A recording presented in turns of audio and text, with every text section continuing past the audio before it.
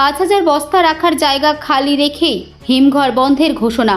প্রতিবাদে পথ অবরোধ কতুলপুরে, পুলিশের মধ্যস্থায় উঠল অবরোধ। কোনখানে স্টোরটা কি?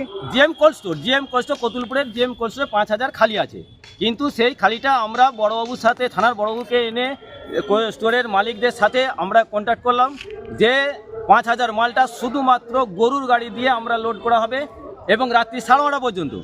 তার আগে যদি 5,000 পূরণ হয়ে যায় ওনারা কিন্তু গেটটা ক্লোজ করে দিতে পারেন এবং শুধুমাত্র গরু গাড়ি ঢুকবে, কোনো ট্রাক্টর থেকে গরু গাড়ি নামিয়ে মাল ঢুকবে না। এবং চাষিরা সেটা সতর্ক থাকবে। কেন আপনারা অবরোধ করেছিলেন কেন? অবরোধ বলতে গেট 5,000 খালি আছে অথচ বলছে মাল ঢুকবে না। অ্যানাউন্স হচ্ছে হঠাৎ করেই যে আর কোনো আলু নেওয়া হবে না, আমাদের স্টোর বন্ধ হয়ে গেছে, আমাদের ভর্তি হয়ে গেছে। তাহলে ভর্তিটা বলছে কেন? আমরা তো খবর পাচ্ছি 5,000 7,000 যাই থাক, সে আপনি 3,000ই নেন না, তাতে ওইটা কি ট্র্যাক্টর দিয়ে রাত্রে ভরাই করা হবে ব্যবসাদের মাল নিয়ে? কালকে গোটা 3 ট্র্যাক্টর ছিল, রাত্রি 2টোর পর গেছে। চাষিরা যাতে না ঢুকে আমরা সব বাইরে ছিলাম যে না ঢুকতে কিছু দিব না। কি চাইছেন এই মুহূর্তে? এই মুহূর্তে চাইছি যে চাষিদের এইটুকু আলু নেওয়া হোক। নিজে আশ্বাস দিয়েছেন যে শুধুমাত্র গরু গাড়ি ঢুকবে। কথা হয়েছে, স্টোর মালিকদের সাথেও কথা হয়েছে। আমরা কি অবরোধ তুলে নিয়েছেন? আমরা তুলে নিয়েছি।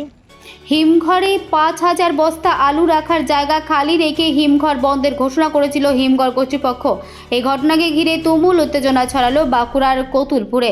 প্রতিবাদে দীর্ঘক্ষণ বিষ্ণুপুর আরামবাগ রাজ্য সড়ক অবরোধ করে রাখে এবং স্থানীয় আলু চাষিরা। পরে কতুলপুর থানার পুলিশের মধ্যস্থায় অবরোধ উঠে যায়। খোলা বাজারে আলুর দর নেই, স্বাভাবিকভাবেই এবার সব আলু চাষি চাইছেন হিমঘরে আলু রেখে দাম চড়লে সেক্ষেত্রে তা বিক্রি করতে, কিন্তু সেক্ষেত্রে বাদ সেধেছে একাধিক হিমঘর কর্তৃপক্ষ। বাঁকুড়ার কতুলপুর ব্লকের একটি বেসরকারি হিমঘরে 5,000 বস্তা আলু রাখার জায়গা খালি রেখেই হিমঘর বন্ধের ঘোষণা করেছিল কর্তৃপক্ষ। আর সেই ঘোষণাকে কেন্দ্র করেই আজ উত্তেজনা ছড়িয়ে পড়ে ওই হিমঘরের সামনে।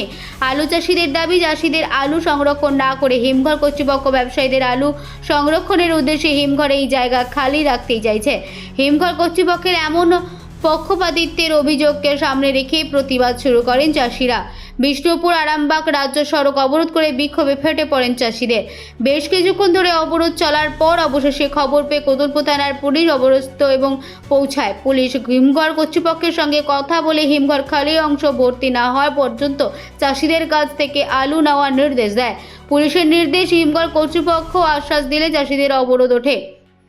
সমস্যার সমাধান বলতে আমাদের তো স্টোর বন্ধ হয়ে গিয়েছিল, এখন আমাদের 5,000 খালি ছিল, আমরা তাতেই স্টোর বন্ধ করে দিয়েছিলাম। এইসব যা ঝামেলা চলছে আমরা সেই ঝামেলা পোয়াতে পারিনি।